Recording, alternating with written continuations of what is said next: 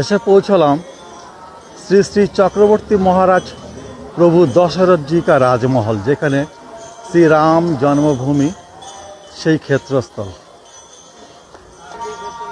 এটি হচ্ছে সেই রাজমহল, রামচন্দ্রের, প্রভু শ্রী শ্রী রামচন্দ্রের অন্দরমহলের সেই গেটটি। এর ভেতর দিয়ে ঢুকবো, আমি ঢুকে ভেতরটি দেখানোর চেষ্টা করছি। এই হচ্ছে মূল গেটটি।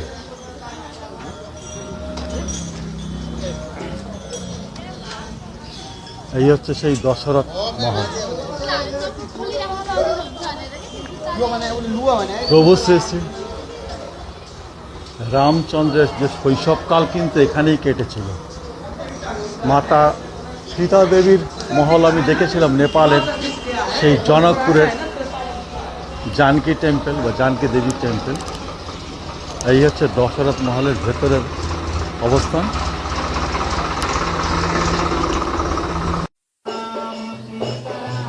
এটি হচ্ছে শ্রী শ্রী মহারাজ দশরথজির সেই অন্দরমহলের গেট।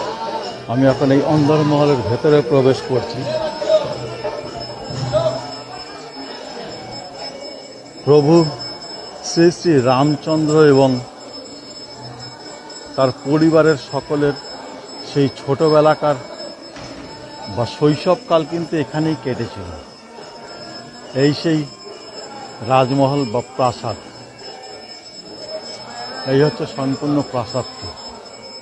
শ্রী শ্রী চক্রবর্তী মহারাজ দশরথ জির এটি রাজমহল। আমি রাজমহলের ভেতরে প্রবেশ করে আমি দেখানোর চেষ্টা করছি ভেতরের দৃশ্যটি।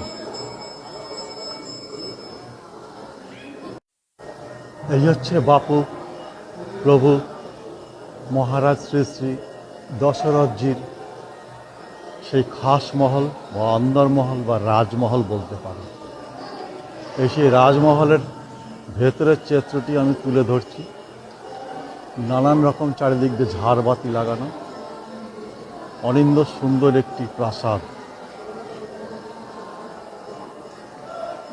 সত্যি আমারও সৌভাগ্য, ভগবান প্রভু শ্রী শ্রী রামচন্দ্রের ছোটবেলাকার বাসভূমি দেখতে পেলাম।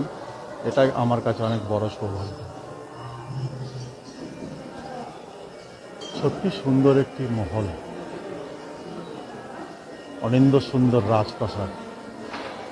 ভক্তদের সমাগম ঘটছে, আস্তে আস্তে আরও বাড়বে।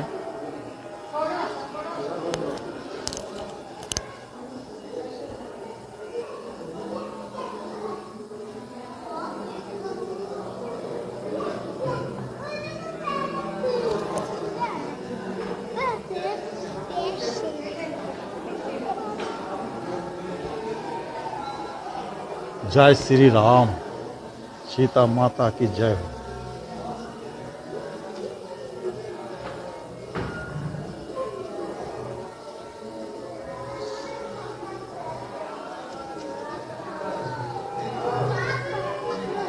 প্রভু রামজির বাল্যকালের প্রাসাদটিকে বিদায় নিয়ে আমি যাব আর একটি নতুন কোনো স্থানে।